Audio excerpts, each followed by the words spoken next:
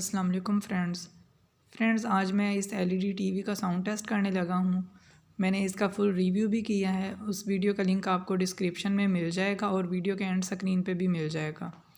तो फ्रेंड्स अगर वीडियो अच्छी लगे तो लाइक एंड शेयर ज़रूर करना, और जो चैनल पर नए आने वाले हैं उनसे रिक्वेस्ट है कि आप चैनल भी ज़रूर सब्सक्राइब कर देना और बेल के आइकॉन पर भी क्लिक कर देना। फ्रेंड्स इस एलईडी की साउंड क्वालिटी बहुत अच्छी है। हो सकता है आपको वीडियो में इतना ना क्लियर पता चले तो आप हैंड फ्री यूज़ करना। और